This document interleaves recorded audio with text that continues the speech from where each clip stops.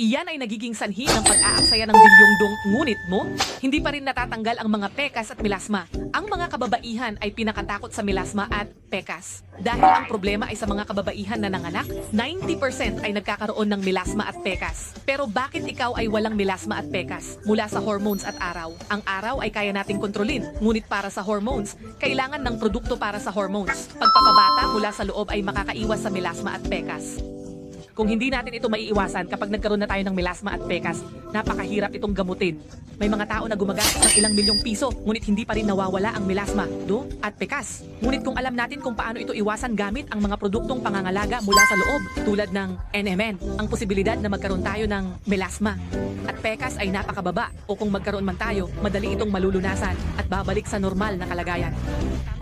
Para naman sa mga taong mayroon ng melasma at pekas at ngayon lang nalaman ang tungkol sa NMN, kailangan ninyong maging matiyaga sa paggamit nito ng regular at mas matagal upang maayos ang ugat ng problema mula sa loob. Ang partikular na utang na ito ay may direktang epekto sa sa mga selula.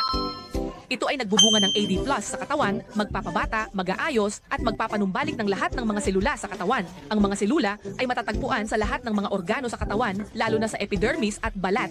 Kapag napabata na nito ang lahat ng mga selula, natural na aayusin, ipapanumbalik at muling bubuin nito ang mga selula na nagsisilbi para sa mga epidermis sa katawan. At iyon ang dahilan kung bakit maraming kababaihan na may melasma at pekas ang gumagamit nito. Pagbuti ng balat, naglalaho ang melasma at pekas. Magtiyaga lang kayo mga kaibigan. Magtiyaga sa paggamit ng mga produktong ligtas tulad nito. Kung gagamit tayo ng laser o matinding pamamaraan, maaari itong magbigay ng agarang solusyon. Ngunit sa paglipas ng panahon, maaaring magbigay ng kakaibang epekto at kapag nangyari iyon, mas lalong lumalala. Dahil dito, ipinapayo ni Trang sa lahat, lalo na sa mga may melasma at pekas, na maghanap at gumamit ng mga ligtas na pamamaraan.